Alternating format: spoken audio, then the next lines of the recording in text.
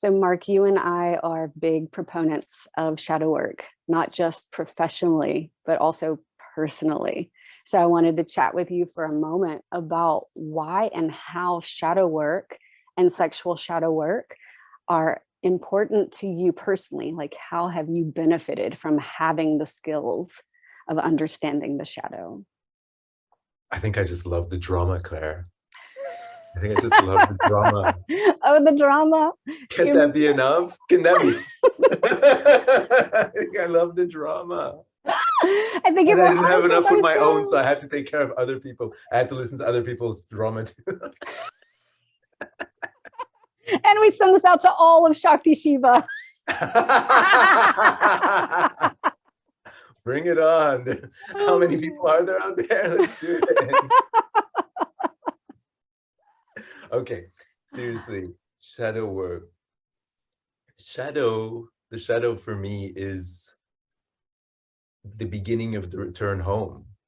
You know, it's like the beginning of the journey of the return back to who we are, back to the expansion, back to who we are, the truth of who we are. And you know, it can be a really beautiful journey if we don't take it too seriously, and we can joke about it, and we know when it's time to take it a bit too seriously, but also when we know that it's part of the reason why we're here is to do this work. It's part of the reason why we're on the planet, and it's not something that's a problem or inconvenient or we shouldn't have to deal with this and it's just me.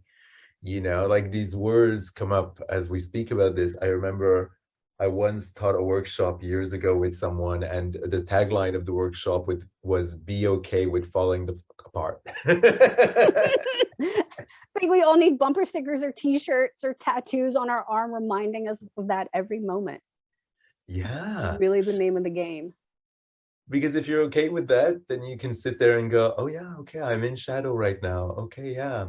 And it's okay because everyone else is somehow too in their own way. And that's okay, you know, and it's okay to feel what we're feeling. And that's the beginning of the journey home. And you know, when you know this because you know we both do similar work, and when you watch people expand into that space, there's just nothing more beautiful than that. And I mean, for us to do it too, because we're constantly doing it as well, you know, and the watching of that expansion into that space of truth and authenticity, and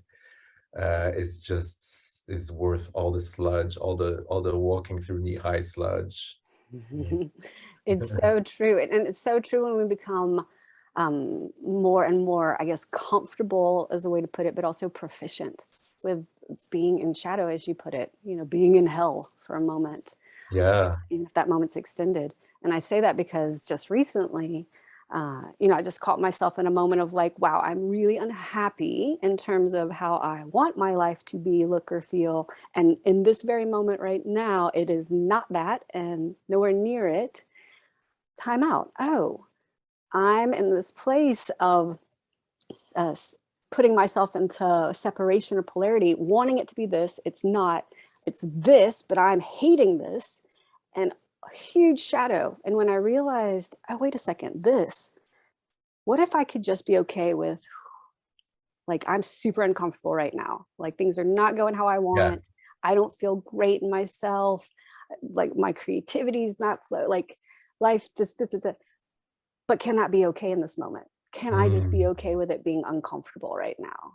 And like Yes. looking around my space, my insides, tasting the like, this is awful and I hate this. And it's okay that I feel that way. It just like lightened everything.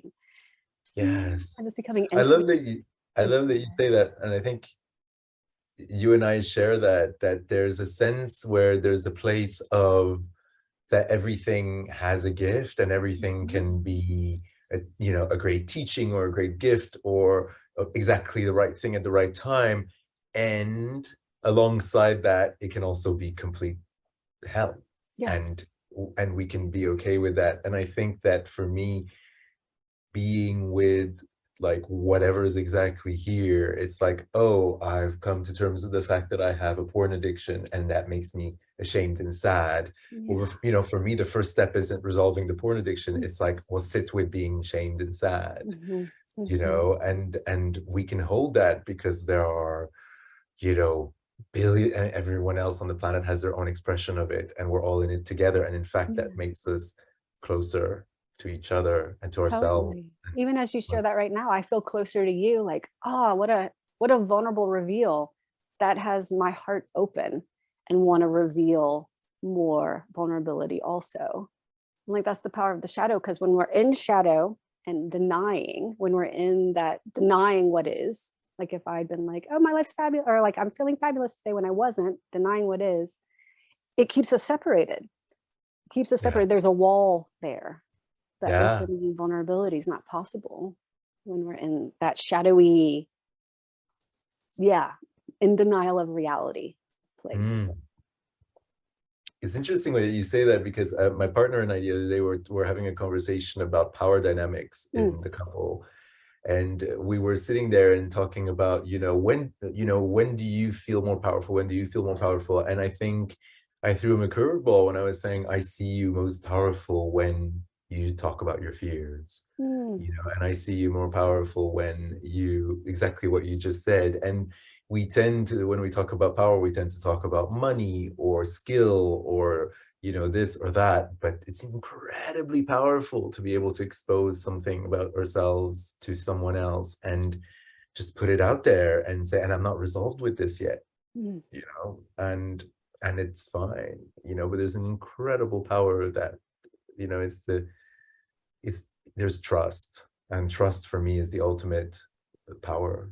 Totally. There's trust, and there's trusting. When I, for example, see you do that, I trust you more. When you see me do it, you trust me more. We're trusting each other that we're being real.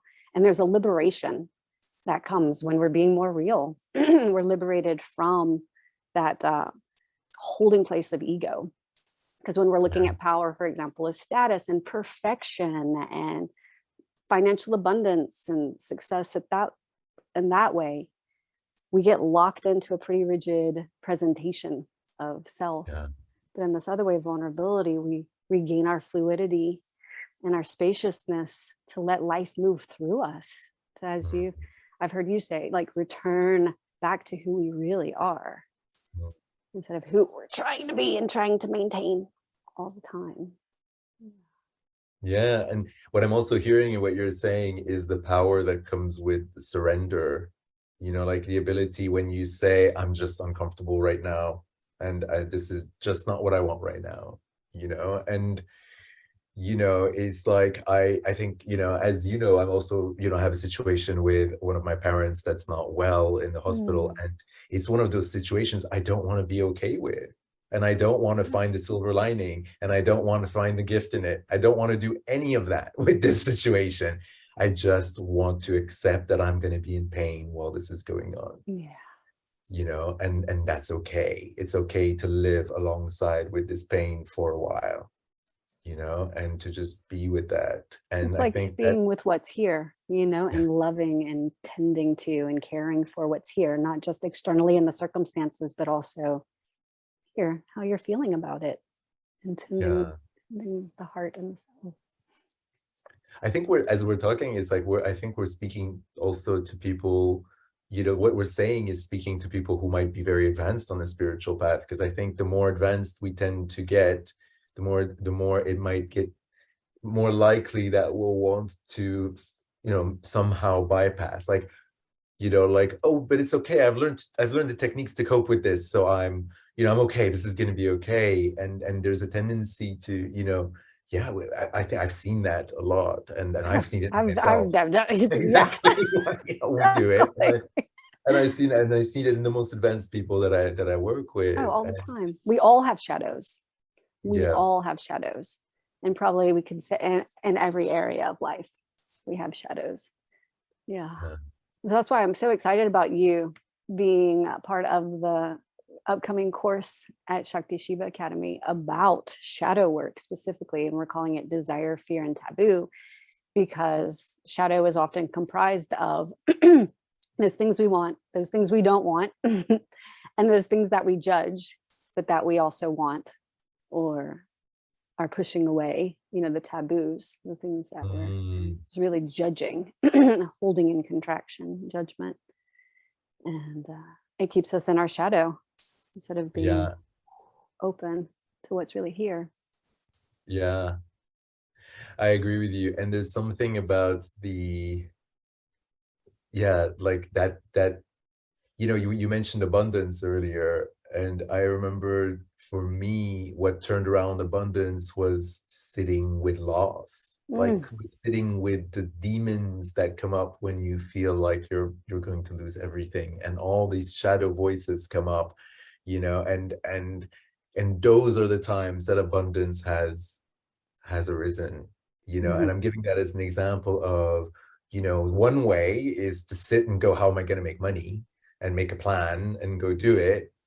And I found that the other way is like, just sit and go, okay, show me what is under the blankets, what's under the bed, what's in the Where closet the here. scary monsters, show them to me. And it's like Honestly. ancestral stuff, and it's like beliefs that you're worthless, beliefs that what you're providing the world are worthless, and it's like all Wow. that's, and it's like, and for me, and this is why I believe in this work so much, is that for me, like after going into these deep dives where I'm faced with that and I can't escape, then that's when it all starts to turn around. It's not, it doesn't, for me, it's just the idea of, well, I'll just go out and functional cope and functionally cope and Functional cope. Good functional words. cope Yeah. and make it work, you know. Yeah. And it's, well, you could, you know, this has limited impact versus like really unearthing and going like, oh my God, yeah, this is what this is about. And when I can sit with that, then it can all just start to loosen its grip and Exactly. unravel. Yeah. Yeah. Yeah. And life flows again. And with it brings that abundance and brings that clarity, brings the health, brings the creativity, brings the relational satisfaction. And we're Yeah. not tightening up, bracing ourselves in absolute fear of what could happen. And we're Yeah. here with what is. Yeah. Yeah. Yeah. Thanks for sharing your thoughts about that and the power of this work and the power of this upcoming course, because it really is a bit of it's a mini course as well as a crash course in these fundamental skills of shadow work and how to navigate life when life's just got you in the trenches and you're being Yeah. fired at from every direction and it sucks, and how to be able to be with that.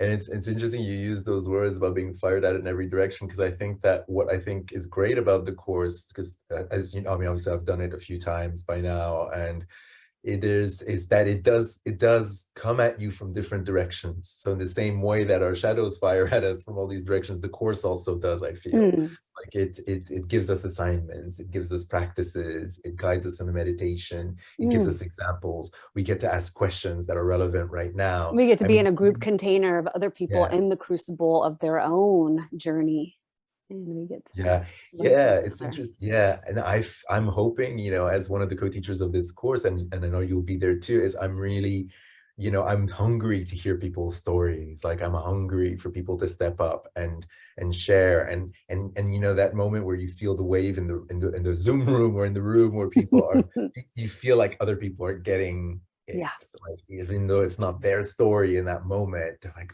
oh. You know, I and those hear are the you. I see moments. you. I see Yeah. myself in you. Yeah, your Yeah, story liberates me. yeah, Yeah, exactly. Like you always see those faces changing across the screen. Like those are my completely. favorite moments. Yeah. Completely. And there will be plenty of them. But Yeah. yeah, let's chat for a moment about your work and your dives and your sense of the Tantric Mysteries, because you have a workshop, a 2-day workshop coming up in the San Francisco Bay Area in November, mid-November. And yeah, share with me the journey you're looking forward to taking people on during those 2 days. Yeah, I'm really excited about it. This course is an intensive and it's an immersion. So in 2 days, we're going to be doing a lot. And I don't think it'll be overwhelming, but we're going to be going through the different stages of what I consider to be a mystery process. And when I talk about mystery process, what I talk about is the processes that are inspired by the mystery schools, and the Right. mystery schools are attributed mainly to the ancient Greeks, the ancient Egyptians. I know that Shakti herself considered herself a mystery initiate, and as well, which is one of the things that drew me to the academy. Yeah, yeah, our founder was that. Yeah. Yeah, exactly. And so for me, the mystery schools, you know, they were part of ancient Egypt and ancient Greece, but they existed much before that, and they still exist today, and they've just changed forms. And what they were about teaching us the mystery, about the mystery of our existence, about the mystery behind everything. And for me, it really relates to the world of the unseen, you know, this force that's there, that's working for me, to support me on my journey, to take me where I'm supposed to go.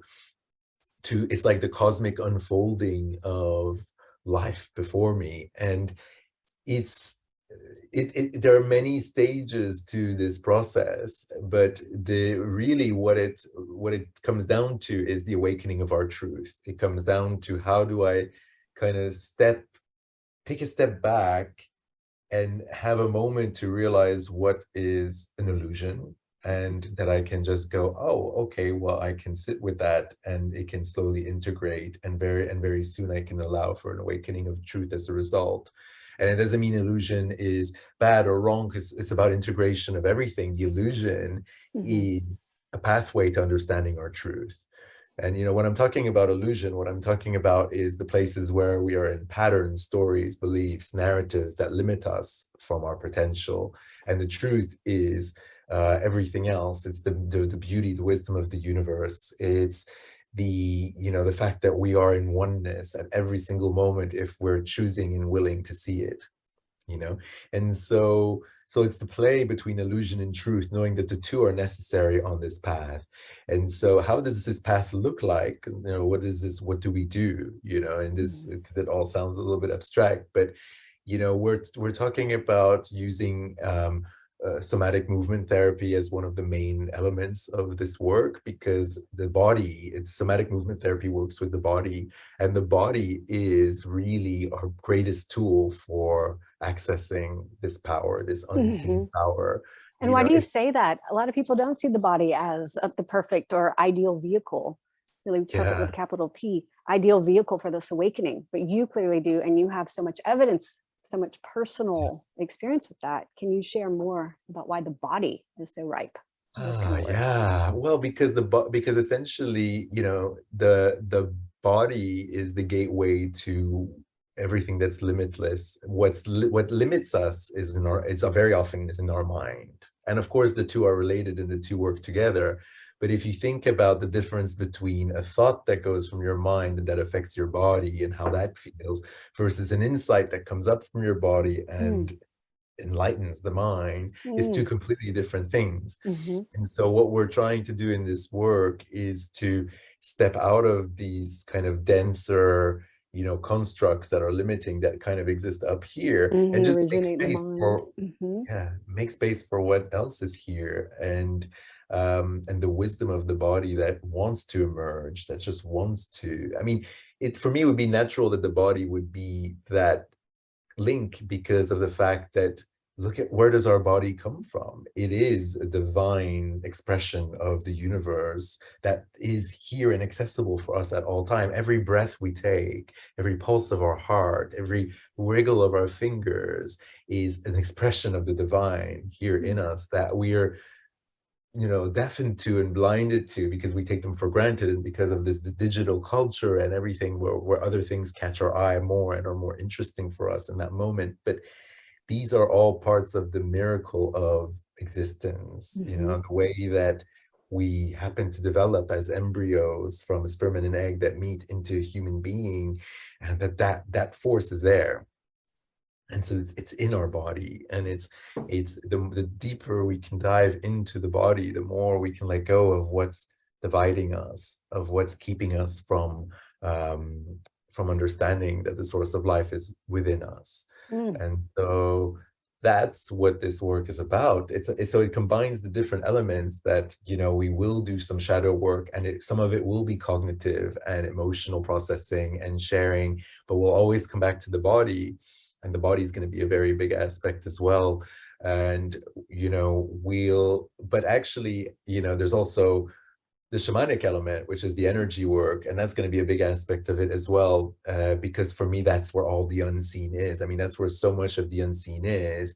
The body is the gateway to allow that to be, received in the body or to be used by the body.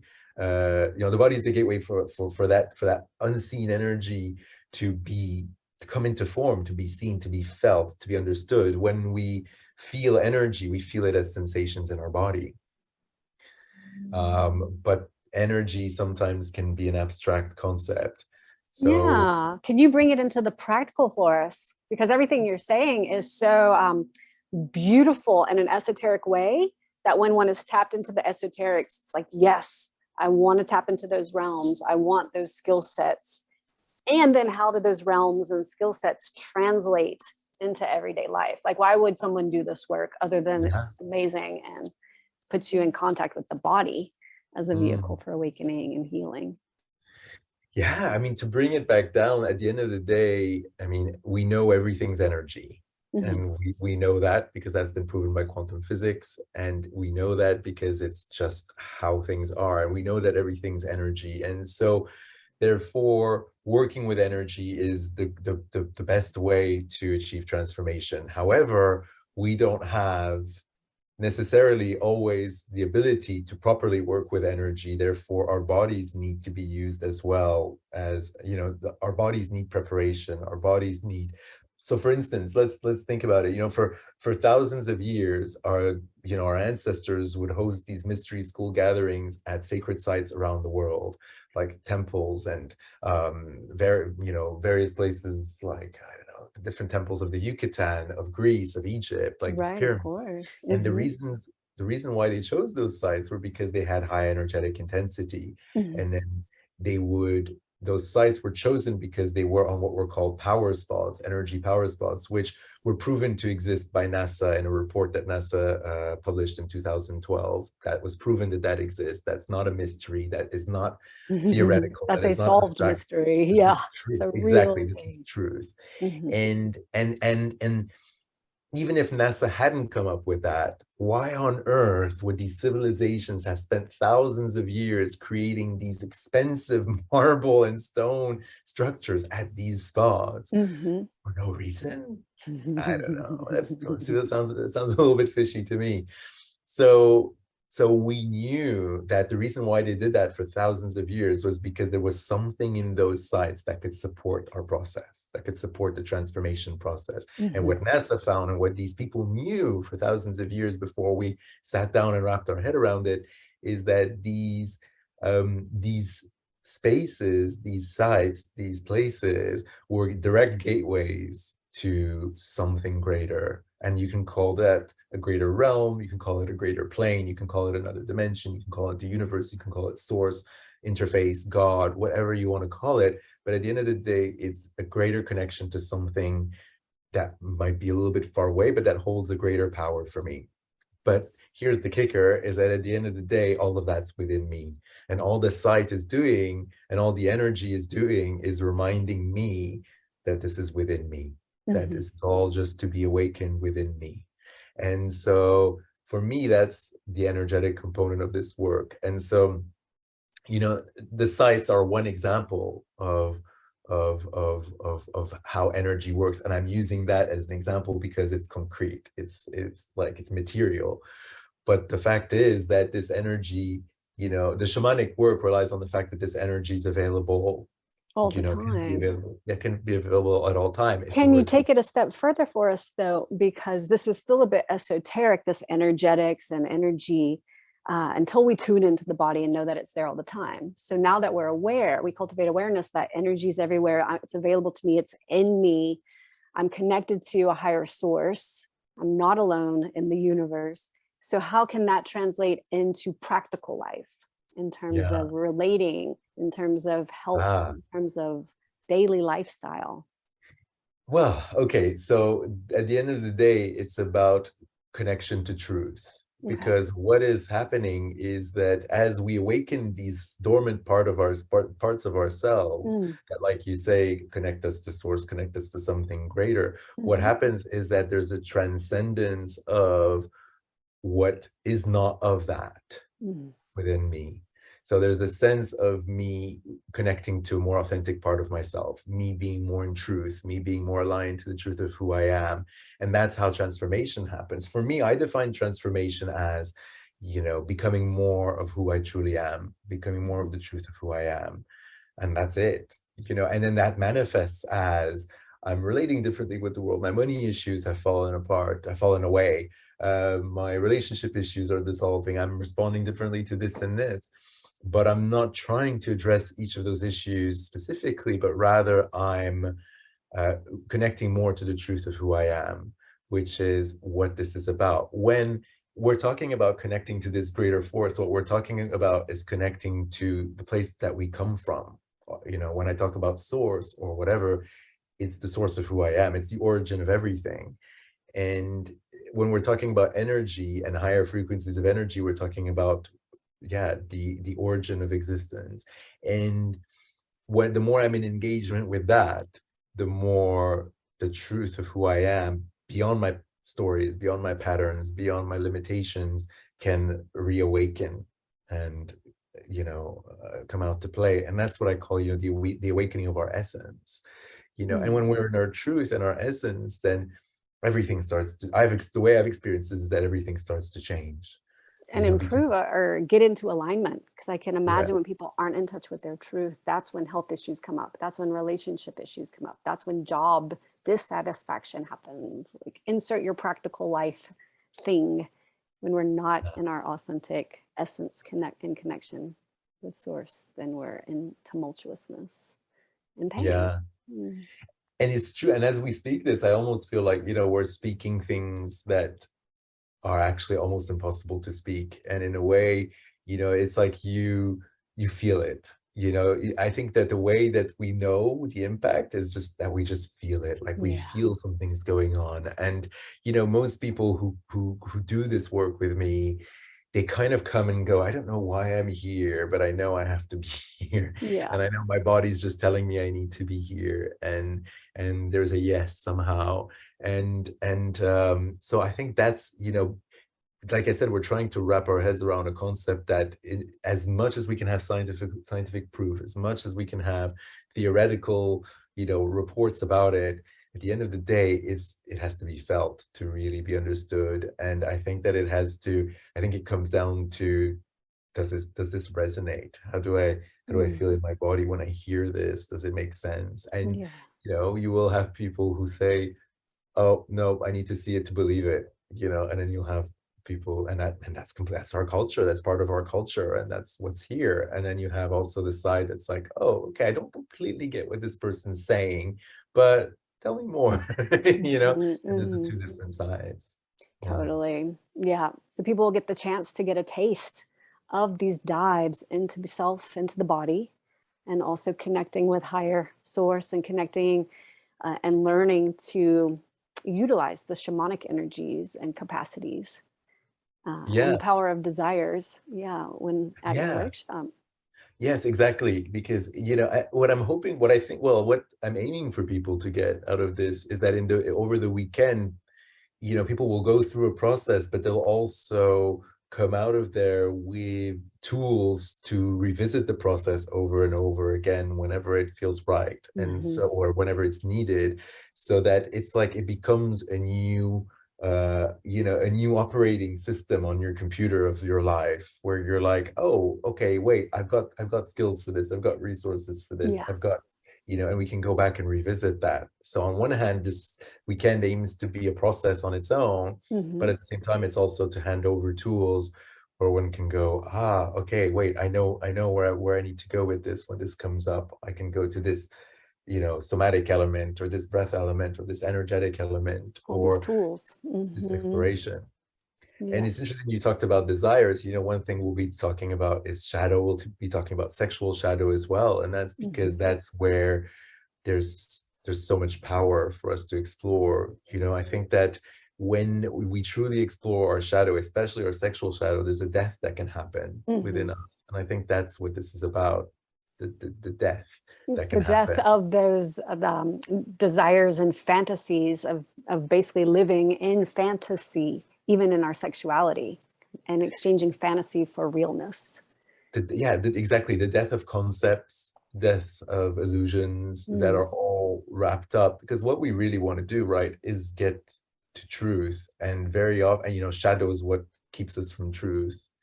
And essentially, well, it keeps us from it, but it's also the gateway to it if we use it wisely. Sexual shadow is the most interesting part. I mean, sexual shadow is the fast track to the fast track lane of the shadow work. And so it's not just about exploring something, but it's actually about letting something die. And with it, it can take, it's not just going to be that element, but we know that everything that happens in our sexuality is reflected in every other aspect of our life, in money, in our relationships with our families, in our work life, in our career life, in our ability to ask for a raise, you know, which is completely aligned with our ability to ask for, you know, oral sex, you know. Yeah, there's no difference when we get down to it. There's no difference. Yeah, exactly. So for me, the sexual shadow play element of it is really a place where we can fast track the ability to go, there's a death that needs to happen for something new to be rebirthed. Oh, that's beautiful. That's beautiful, especially when we can cultivate comfort with that. And the body is a wonderful access point for cultivating openness, spaciousness, and ultimately comfort with what the mind finds uncomfortable. Yeah, exactly.